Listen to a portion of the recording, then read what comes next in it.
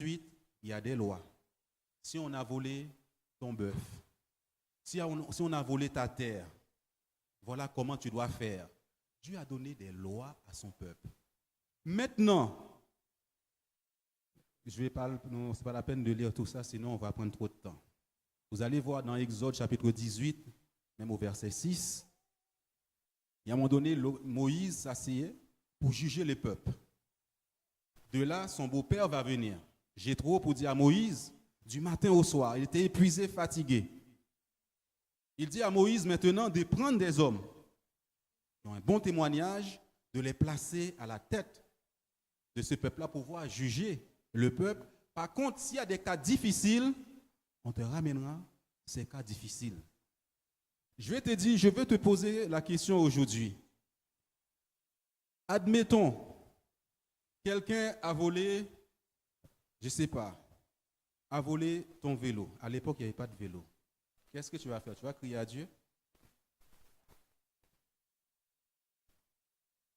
Qu'est-ce que le peuple faisait?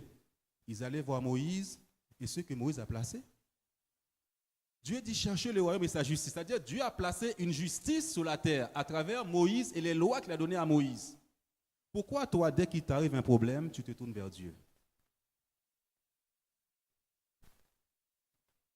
Quand un problème avait un problème avec la terre, si on a volé sa terre, il allait voir quoi? Moïse ou les anciens. Et il devait régler tous ces problèmes-là. Je vais vous conduire là où je dois vous conduire. Parce que Moïse, la Bible nous dit, c'était l'homme des choses à venir. N'oubliez pas au commencement, Dieu dit, le tabernacle existe déjà là-haut. Et maintenant, sur la terre, Moïse va appliquer les lois. Si un voleur, tu l'attrapes, il doit rendre au centuple ce qu'il a volé, ce qu'il t'a pris.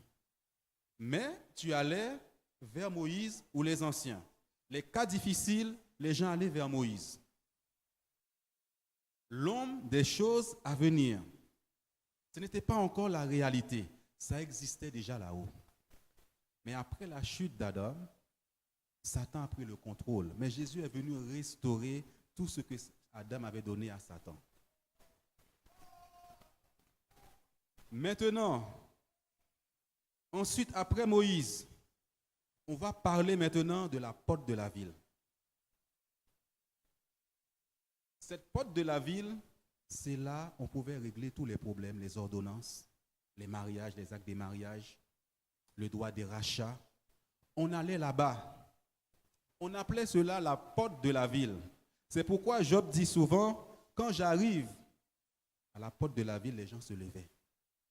Et là, il devait avoir la justice de Dieu. Si vous regardez dans Ruth, chapitre 4 au verset 1er, c'est pour bien situer mon message, pour que nous puissions comprendre. Il y a des choses que nous avons déjà vues. Ruth, chapitre 4 au verset 1er. La porte de la ville, c'est là où il y avait tout. Boaz monta à la porte et s'y arrêta. Or, voici celui qui avait droit de rachat et dont Boaz avait parlé, vint à passer. Boaz lui dit, approche, reste ici. Toi, un tel. Et il s'approcha et s'arrêta. Boaz prit alors 10 hommes parmi les anciens de la ville et il dit, asseyez-vous ici, et ils s'assirent. Puis il dit à celui qui avait le droit de rachat, Naomi, revenue du pays de Moab, a vendu la pièce de terre qui appartenait à notre frère Elimelech. J'ai cru devoir t'en informer et te dire, acquiers-la en présence des habitants et en présence des anciens de mon peuple. Si tu veux racheter, rachète, mais si tu ne veux pas, déclare-le-moi afin que je le sache. Car il n'y a personne avant toi qui ait le droit de rachat. Je ne vois pas. Et je l'ai après toi. Je rachèterai. Boaz dit, le jour où tu acquerras le champ de la main de Naomi, tu l'acquerras en même temps de Ruth, la Moabite, femme du défunt, pour relever le nom du défunt dans son héritage. Et celui qui avait le droit de rachat répondit, je ne puis pas racheter pour mon peuple, crainte de détruire mon héritage. Prends pour toi mon droit de rachat, car je ne puis pas racheter. Autrefois en Israël, pour valider une affaire quelconque relative à un rachat ou à un échange, l'un ôtait son soulier et le donnait à l'autre. Cela servait de témoignage en Israël. Celui qui avait le droit de rachat dit donc à Boaz, acquiert pour ton compte, et il ôta son soulier. Alors Boaz dit aux anciens et à tout le peuple, vous êtes témoins aujourd'hui que j'ai acquis de la main de Naomi tout ce qui appartenait à Elimelech, à Kijon et à Machlon. Et que je me suis également acquis pour femme Ruth la Moabite, femme de Machlon, pour relever le nom du défunt de son héritage, et afin que le nom du défunt ne soit point retranché d'entre ses frères de la porte de son lieu. Vous êtes témoins aujourd'hui. Amen. On va s'arrêter là. Il y avait une porte. Et cette porte, c'est la porte de la ville. C'était là qu'on pouvait régler tous les problèmes, les contentieux, acte de mariage. Tu veux racheter une terre, par exemple, l'héritage. Tu es allé à la porte de la ville. On pouvait l'appeler aujourd'hui le palais de justice. Là, on réglait tous les différends qu'il pouvait y avoir dans une famille. Et Jésus a dit, moi, je suis la porte. Je suis cette porte de justice. Jésus a dit, je suis la porte. Nous avons vu au fil des années, les anciens que Moïse avait placés sont toujours là. Alléluia. Maintenant, on ne va plus l'appeler porte de la ville. Au temps de Jésus, on va l'appeler le Sanhédrin. C'est-à-dire que dès qu'il y avait un problème d'héritage, où les gens allaient, ils allaient à la porte de la ville. S'il y avait un acte de mariage à annuler ou à faire, on allait là. Et la Bible nous dit que c'était l'homme des choses à venir. La Bible dit chercher le royaume et sa justice. Et là, c'était la justice, porte de la ville. Jésus dit, je suis la porte. Tous ceux qui sont venus avant moi sont des voleurs. Mais malheureusement, les années vont passer, la corruption, parce que à la porte de la ville, partout, il y avait des juges. Il y avait des tribunaux. Il y avait tout ça que Dieu a placé. Vous pouvez le voir dans Deutéronome, chapitre 18. Je crois que je t'ai donné, Nathalie. Hein? Deutéronome 18, au verset 14, je crois. Et à la porte de la ville, il y avait des juges. Les tribunaux, il y avait tout. Pour régler les problèmes. C'est bon? Oui, je te l'ai envoyé hier soir, tu me l'as demandé. Tu l'as pas?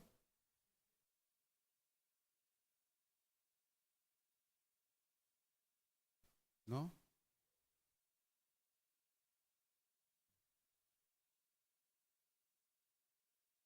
Comment?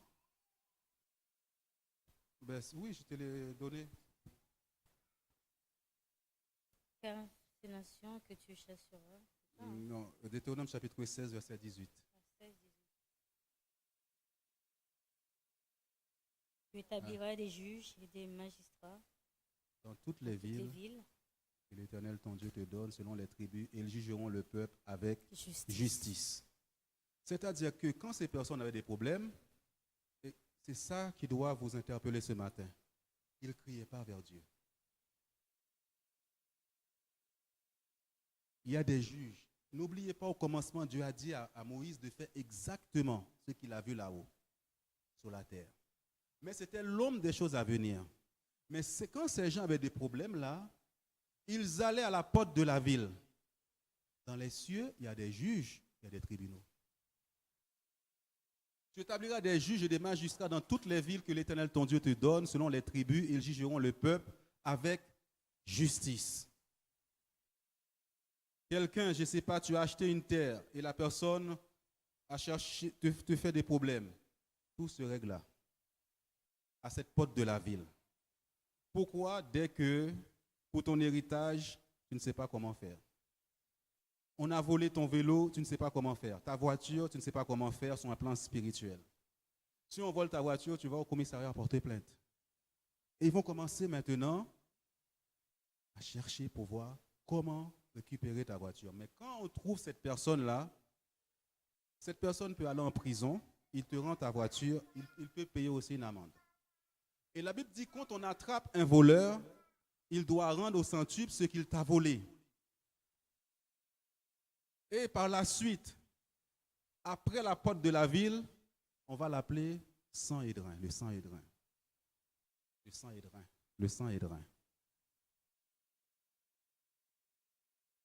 Vous savez que Jésus a été présenté devant le sang-édrin?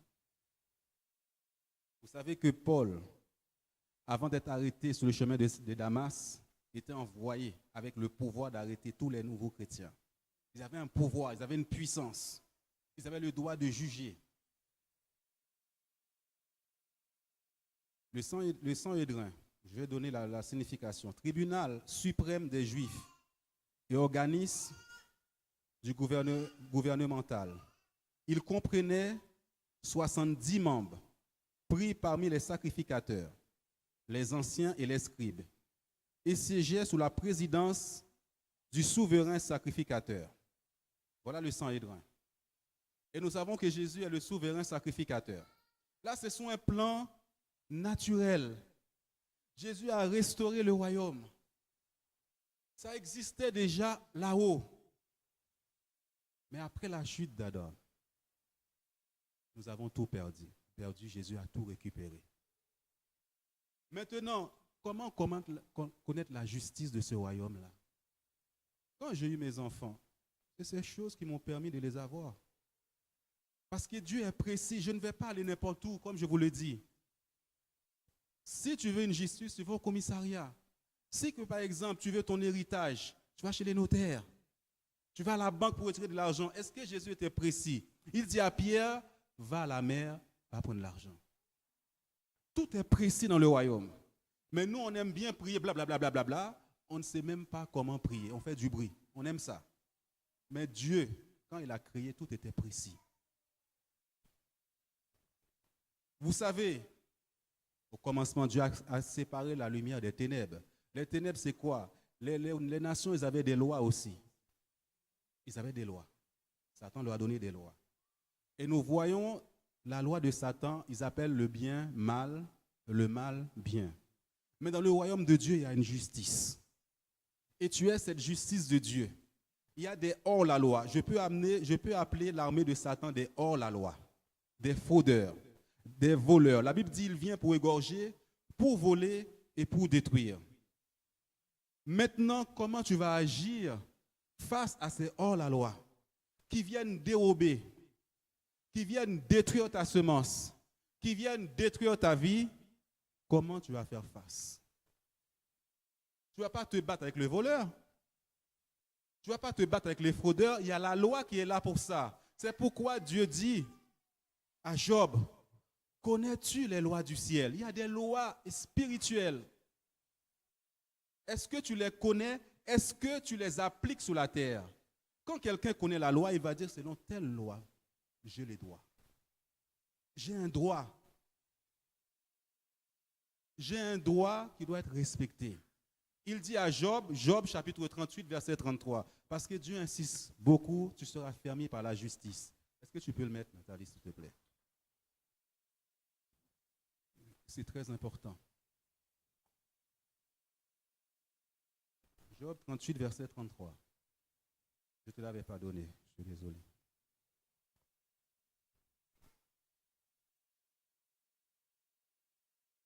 Regarde. Là-haut, déjà, il y a des lois. Connais-tu les lois du ciel? Règles-tu son pouvoir sur la terre? Il faut les connaître. Chercher le royaume et sa justice. Et tout ce que Dieu t'a donné, ils vont te suivre. Si tu arrives dans le pays, tu ne connais pas la justice du pays, tu restes chez toi, malgré tu as l'héritage dans le pays, malgré tu as des maisons dans le pays, malgré tu as des biens, si tu restes chez toi, tu ne vas pas chez les notaires pour dire, je ramène mon papier, j'ai ça, j'ai un héritage. Je vais au commissariat, si on m'a volé, j'ai ça, tu ne vas rien faire en restant à crier chez toi. Alléluia. Est-ce que tu règles son pouvoir sur la terre? Les connaître. Dieu avait donné des lois à son peuple sur un plan naturel. Psaume 148, il nous est dit dans le verset 6, Dieu a donné des lois aussi. Il les a affermies pour toujours et ces lois ne seront jamais violées. Ils sont déjà placés. Connaître le royaume des cieux. 148, verset 6. Dieu lui a donné des lois. Soleil, la lune, les étoiles. Alléluia. Il les a affermis pour toujours et à perpétuité. Et il a donné des lois. Il ne les violera point. Ils sont placés pour te faire justice. Tu ne vois pas parfois les gens se tournent vers le nord, l'est, l'ouest, le nord et le sud. Ils sont en train de faire des choses que toi tu ignores. C'est pourquoi Dieu dit, mon peuple périt par manque de connaissance. Que Dieu te saute de l'ignorance. Maintenant, nous allons voir, c'est hors la loi. C'est ce que Dieu a mis sur mon cœur aujourd'hui. Il fallait détailler la justice. C'est eux, selon la loi, qui vont te faire justice. Il dit, Job, connais-tu les lois du ciel?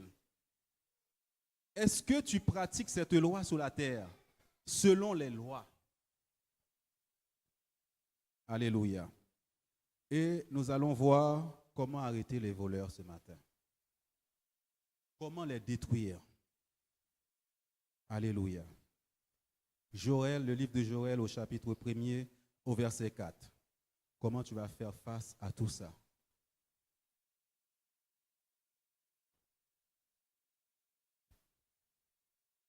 Il y avait une armée sous le temps du peuple d'Israël terrible de la part de l'ennemi. Ce peuple-là, cette armée-là, quand elle vient t'attaquer, elle vient détruire toute ta vie. Tu ne peux pas y échapper. Elle est terrible. De même aussi, aujourd'hui, sur un plan spirituel, cette armée satanique est toujours là. Regardez ce que la Bible dit. Ce qu'a laissé le gazam, la sauterelle l'a dévoré. Ce qu'a laissé la sauterelle, le gélec l'a dévoré. Ce qu'a laissé le gélec, le asile l'a dévoré. Comment faire? C'est une armée redoutable qui amène toutes sortes de problèmes dans l'église, dans ta vie. Et les sorciers utilisent beaucoup ça. Il y a d'autres versions qui disent des criquets, des chenilles, ce sont des insectes. Des fois qui sucent ton sang, qui détruisent ta vie, qui détruisent ta semence. Tu ne peux pas y échapper. Tu peux continuer, Nat, s'il te plaît? Réveillez-vous, ivrogne, et pleurez, vous tous buveurs de vin, je m'y sais. Là, vous savez, là, parfois, le peuple de Dieu aime bien dormir. Il y a des moments, il faut prier. Il y a des moments, il faut se lever. Il y a des moments où tu sens dans ta vie, ça ne va pas. Ce n'est pas le temps de dormir. Tu dois te réveiller. Regardez ce que la Bible nous dit. Car un peuple est venu fondre sur mon pays. Un peuple est venu. Puissant. Ils sont puissants. Et innombrables. Il a les dents des lions, les mâchoires d'une lionne. Il te déchire, mon frère, ma soeur. Parfois, tu as des douleurs, tu ne sais même pas pourquoi. Tu as des souffrances, tu ne sais même pas pourquoi. Il a dévasté ma vigne. Il a mis en morceaux mon figuier. Il a dépouillé, abattu, les rameaux de la vigne ont blanchi. Il a dévasté. Il dépouille. Il tabac. On parle d'un peuple qui est venu attaquer le peuple de Dieu. On ne peut même pas les compter. Parfois, tu vois des mouches, tu ne peux pas les compter. Je me rappelle, bien longtemps, Dieu m'avait amené à prêcher sur ça, il y a quelques années, et j'avais visité un frère avec Jean-Baptiste. Et cette personne a été tombée malade, gravement, et puis on a été prié avec cette personne. Mais quand je suis entré dans la maison, c'est comme si je voyais des sauterelles comme ça, sur les plafonds, envahir le plafond. Mais étant donné, vous savez, des fois, on ne peut pas tout dire à tout le monde. J'ai prié dans mon cœur, mais je n'ai pas dit à la personne ce qui a été envoyé. Je me rappelle quand j'étais plus petit, j'allais au jardin avec ma mère. Pour la récolte, ma mère me disait, tu sais, je dois protéger parce qu'il y a des gens qui vont envoyer des choses pour détruire la récolte, pour détruire ma semence. Ce sont ces choses qu'on envoie pour détruire ta semence, pour détruire tout ce que Dieu t'a donné. Les années passent, tu n'évolues pas, les choses ne changent pas. Vous avez vu, ceux que les sauterelles ont laissé, Gazam l'a dévoré. Les champs sont ravagés, la terre même est triste. La Bible dit la terre attend la manifestation des fils de Dieu. Ils nous attendent, mais cette armée ne te laisse pas du tout. C'est-à-dire que si tu as fait ces rêves hier soir, ma soeur, ce n'est pas pour rien que Dieu t'a montré ça. La terre est attristée car les blés sont détruits, le mou est tari, l'huile est desséchée. Il ramène la sécheresse dans ta vie. Dans tout le domaine de ta vie, il y a la sécheresse. Où est le Saint-Esprit? Où sont les dons spirituels dans l'Église? Où est la puissance de Dieu dans ta vie? Où est ce Dieu qui est vivant en toi? Ces insectes-là sont là. La vigne est confuse. Dernièrement, lorsque Dieu nous a dit, tu seras fermé par la justice, il a dit, tu ne seras plus confuse. Ta terre ne s'appelle plus désolation. C'est ce que Dieu a dit. La terre est triste. Regardez, le grenadier, le palmier, le pommier, tous les arbres des champs sont flétris. C'est-à-dire que dans l'église, il y a des arbres. Il y en a qui sont des pommiers. Il y en a qui sont des palmiers. Il y en a qui sont des grenadiers. Il n'y a pas de fruits. Où sont les fruits qui sont en toi? Il n'y a pas de fruits. Tous ces arbres que Dieu a plantés dans l'église ne produisent pas. Ces insectes-là viennent les détruire. Tu attends l'abondance et le temps passe, mais il n'y a rien. Ce sont des fraudeurs. Ce sont des hors-la-loi. Tous les arbres des champs sont flétris. On te voit. Des fois, le pasteur même dit, mais qu'est-ce qui se passe? Ces personnes ont reçu. Où est cette puissance de Dieu? Où est ce feu de Dieu? La joie a cessé parmi les fils de l'homme. Nous l'avons chanté. La Bible dit, réjouissez-vous. Où est cette joie qu'on doit avoir sur un chrétien, cette lumière de Dieu? Je ne sais pas quel arbre que tu es. Tu es le grenadier peut-être, le pommier peut-être. Jésus attend de voir le fruit. Mais les insectes sont là pour les détruire. Envoyés par l'ennemi. Regardez ces personnes qui sont venues dans l'église. Il y en a un qui, une fois, qui m'a appelé, il pensait que c'était fini pour nous. Tellement il y a eu des attaques. Je leur ai dit, nous sommes bien là. Parce que quand on a commencé, on a dit, c'est Dieu qui a suscité cette œuvre. Le fondement, c'est Dieu. La pluie peut venir. La neige, tout. Si cette maison est basée sur Jésus-Christ, elle ne pourra pas être renversée. Ce n'est pas possible. Personne ne peut me renverser. Personne ne peut te renverser. Dieu a dit à Josué, nul ne tiendra devant toi. Il peut y avoir des combats, mais nul ne peut tenir devant toi si tu crois vraiment. Dieu est avec toi. C'est ça le plus important. Même quand ça ne marche pas, même quand il n'y a rien encore dans ta vie, si Dieu est avec toi, c'est ça le plus important. Combien de temps ça va durer dans le désert, ce n'est pas mon problème. Le plus important, Dieu est avec moi. Je ne veux pas m'appuyer sur un homme, sur qui que ce soit. Mon appui, c'est Jésus. Amen. Quand les gens te disent, mais depuis le temps, ça ne marche toujours pas. Depuis le temps, tu n'es pas encore marié. Depuis le temps, tu n'as pas encore de travail. Écoutez, tous les jours, je mange, non? Amen. Il est avec moi. Parce que ces gens-là viennent te troubler. Et dans les malheurs, dans les moments difficiles, le Saint-Esprit va venir t'instruire. Il va venir t'enseigner la parole de Dieu. Comment aujourd'hui je sais beaucoup de choses? À cause des problèmes, des souffrances. Parce que je me suis appuyé sur lui. Les gens m'ont dit, si tu ne fais pas comme ça, ça ne va pas marcher, il faut faire comme ça. J'ai dit, Jésus m'a dit de faire comme ça. Vous savez, Jésus avait 70. Un jour, il a prêché, il y en a plein qui l'ont quitté. Il a dit, le plus important, que Dieu soit avec moi. Même si tu vois par moments tu es seul, seul, le plus important, est-ce que Dieu est avec toi? Sois sûr de ça. S'il t'a donné une parole, garde cette parole, garde la vision. Même si elle tarde, elle va s'accomplir sur ta vie. Amen. Mais, regardez Néhémie, quand Dieu lui a dit d'aller reconstruire le temple, beaucoup de gens sont venus pour le troubler. Toi, reste accroché à Jésus. Reste connecté à la vision qu'il t'a donnée. Il dit, si elle tarde, attends-la. Elle va se manifester dans ta vie.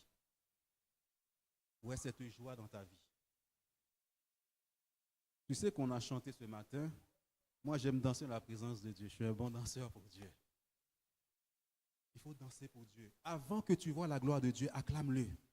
Pousse des cris de joie. Comme il l'a pris dans le psaume 47, il s'avance. Dieu, peut-être quand tu es en train de louer, Dieu quitte là-haut, là, il dit, je viens.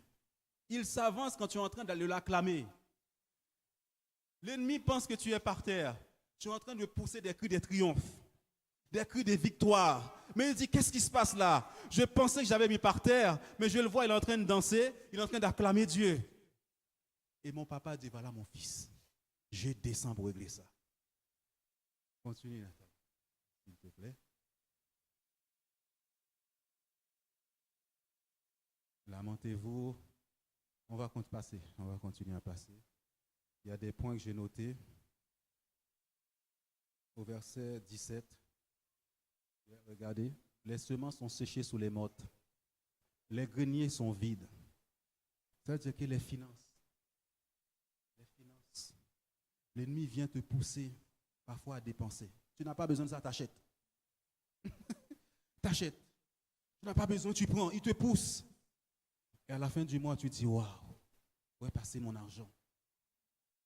Qu'est-ce que je fais? Les magasins sont en ruine. C'est-à-dire que chez toi-même, il n'y a plus rien. Même les courses, il n'y a rien dans la maison. Tu achètes des choses dont tu n'as même pas besoin. Tu te sers à rien. Et l'ennemi est en train de contrôler ta vie. Il est en train de contrôler ta paie, elle arrive. À ce moment-là, la voiture tombe en panne. À ce moment-là, tu dois dépenser pour les enfants. Tu dois faire ça. Les insectes sont là. Les chenilles, les criquets, ils ont été envoyés pour ça. Car il n'y a point de blé. Comme les bêtes gémissent, les troupeaux de bœufs sont consternés parce qu'ils sont sans pâturage et même les troupeaux de brebis sont en souffrance. Il dit, je suis le bon berger. Je suis la porte de justice. Jésus va te faire justice. Tout simplement, il y a des choses, tu ne savais pas où aller frapper. Tu ne savais pas comment les détruire. Et ceux qui ne t'aiment pas là, ils t'envoient ces attaques-là. C'est vers toi que j'ai crié, ô Éternel, car le feu a dévoré les plaines du désert. Et la flamme a brûlé tous les arbres de champs. Le feu amène le désert. Tout à l'heure, vous allez voir, la pluie va venir sur toi. La pluie va venir sur l'église. La pluie va venir là où il y avait le désert. Il est vivant. Vous savez, la Bible dit, ce n'est pas la Bible qui le dit, les hommes de Dieu disent, on ne peut pas faire confiance à quelqu'un qui n'a pas été éprouvé par là. Il faut que Dieu te prouve. Et là, partout où tu iras, tu vas dire, mon Dieu est vivant. Même si tu ne vois rien, tu vas dire, il est vivant. Il est vivant. Amen. Nous allons au verset chapitre 2. À partir du verset 3. Amen. Et derrière lui, une flamme brûlante. Le pays était auparavant comme un jardin d'Éden, et depuis c'est un désert affreux. Rien ne lui échappe. Vous voyez cette armée qui vient vers toi? Tu ne peux pas t'y échapper. C'était un désert, c'était l'Éden, où l'eau coulait, le fleuve de Dieu coulait. L'abondance est là. Et Satan est tellement jaloux. Il envoie cette armée pour détruire. C'est une armée terrible. Vous avez vu, ils ont des dents de lion, des mâchoires, des lionnes, des morts. Subitement, tu as mal. Subitement, ils te détruisent. À le voir, on dirait des chevaux. Ils courent comme des cavaliers. Ce sont des guerriers. Les chevaux, ce sont des guerriers. Des cavaliers. À les entendre, ils font beaucoup de bruit dans tes oreilles. Ils te font peur. Tu vas mourir. C'est fini pour toi. Ces voix-là cessent au nom de Jésus-Christ sur ta vie. Ces voix-là cessent au nom de Jésus-Christ. Tu es chez toi, il y a une peur. Tu es chez toi, tu entends des voix. Cela cesse au nom de Jésus-Christ. Qu'est-ce que je vais faire? Le lendemain appartient à Dieu. Ton avenir, ton destin dans la main de Dieu. L'année prochaine appartient à Dieu. La fin de l'année appartient à Dieu. Il sait comment, où il va t'amener.